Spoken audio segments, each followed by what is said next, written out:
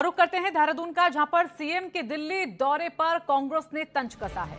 मंत्रिमंडल के विस्तार पर विपक्ष ने बार किया है, सवाल उठाए हैं और कहा कि विधायकों को बलि चढ़ाने की तैयारी अब सरकार कर रही है। जो भी बनता है मंत्री, उसका चुनाव हारना तय हो जाता है। तो 4 साल बाद अब विधायक योग्य नजर आ रहे हैं सरकार को। तो तंज कसा गया है कांग्रेस के जरिए, विपक्ष के जरिए। बता दें कि मुख्यमंत्री त्रिवेंद्र सिंह रावत आज दिल्ली के दौरे पर हैं, जहां केंद्र सरकार के कई मंत्रियों से मुख्यमंत्री मुलाकात कर प्रदेश के विकास पर चर्चा करेंगे। तो वहीं मुख्यमंत्री के दिल्ली दौरे से राज्य में मंत्रिमंडल विस्तार को लेकर भी चर्चाएं तेज होने लगी है। लेकिन विपक्ष का कहना है कि 4 साल में अगर सीएम रावत मंत्रिमंडल विस्तार करते हैं तो ये विधायक की बलि चढ़ाने वाला जैसा होगा। अगर कोई 1 साल के लिए मंत्री बनता है तो फिर उसका चुनाव हारना तय है। लगता है मुख्यमंत्री त्रिवेंद्र रावत को 4 साल बाद अपने विधायकों में योग्य विधायक अब नजर आने लगे। 4 साल बीत गए, 3 पद खाली हैं। अब देखिए 3 कौन लोगों की बलि चढ़ाएंगे, क्योंकि जो जिनकी बलि चढ़ेगी वो चुनाव तो नहीं जीतेंगे। निश्चित तौर पे मंत्रियों का तमगा लग जाएगा और मंत्री कुछ कर नहीं पाएंगे। अब चुनाव वाले साल में क्या करेंगे?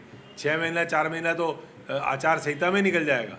अब ये दिवाली आ गई, दिवाली के बाद अगर ये एक्सपेंशन करते हैं, दिवाली के आसपास एक्सपेंशन करते हैं, ये इनको पहले कर देना चाहिए था।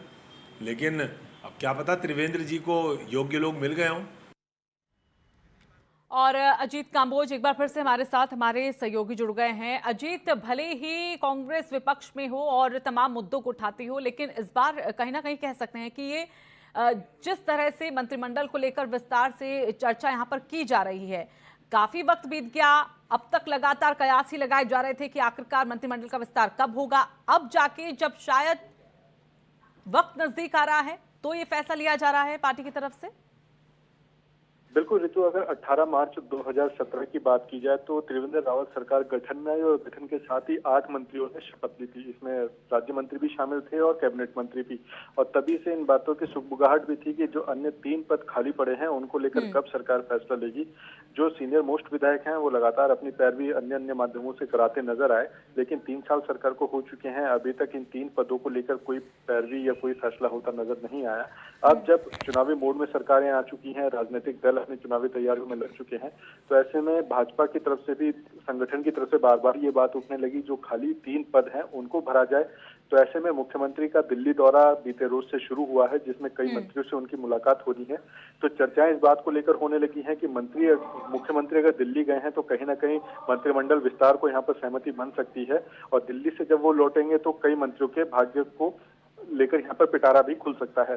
तो ऐसे में विपक्षी दल भी अब इस पर चुटकी लेने लगा है कि न जाने किन 3 लोगों की बलि चढ़ाने की तैयारी यहाँ पर की जा रही है। लेकिन अजीत, ये भी सोचना होगा कि अब विपक्षी दल को सत्ता पक्ष की चिंता सताने लगी है। उनका कहना है कि बहुत कम वक्त बचा है, ऐसे में लगता है कि जो अब इस मंत्रिमंडल में शामिल होगा वो कहीं ना कहीं बलि में चढ़ जाएगा। लेकिन ये बताइए अजीत, क्या कुछ अभी नामों को लेकर भी चीजें सामने आई हैं? बिल्कुल, अगर नामों की बात की जाए तो लगभग 3 से 4 विधायक ऐसे हैं जो ज्यादा आवाज यहाँ पर जीत चुके हैं और 4 से 5 बार कंटिन्यूटी में वो विधायक बन चुके हैं। तो ऐसे में उनकी पैरवी ज्यादातर यहाँ पर होती हुई नजर आ रही है, चाहे फिर वो गढ़वाल का क्षेत्र हो चाहे कुमाऊं का क्षेत्र हो। लेकिन इसमें सभी समीकरणों को देखना होगा, संगठन की तरफ से भी, सरकार की तरफ से भी, कि आखिर किस बिल्डिंग को यहाँ पर सजाया जाएगा और कैसे यहाँ पर विधायकों को संतुष्ट किया जाएगा। क्योंकि अगर किसी एक को विधायक को मंत्री बनाया जाता है तो कहीं ना कहीं और विधायक खेमा या और लोग इनसे नाराज हो सकते हैं। तो इसमें सभी पहलुओं को सरकार को समझना होगा, सभी चीजों को देखने के बाद यहाँ पर फैसला होगा। और इसी के चलते जो कैबिनेट विस्तार है वो अभी तक नहीं हो पाया है, लेकिन अब 1 साल का वक्त बचा है। तो ऐसे में इन 3 नामों को या 3 सीटों को भरना जरूरी हो जाता है। अब इंतजार इस बात का है कि मुख्यमंत्री जब दिल्ली से लौटते हैं तो क्या वो वाकई मंत्रिमंडल विस्तार की फाइल लेकर वापस लौटते हैं या केवल ये एक सियासी सफर हो जाता है जिसमें सरकार में विस्तार की कोई बात निकलकर सामने नहीं आती। चलिए, धन्यवाद आपका अजीत, हमारे साथ जुड़ने के लिए।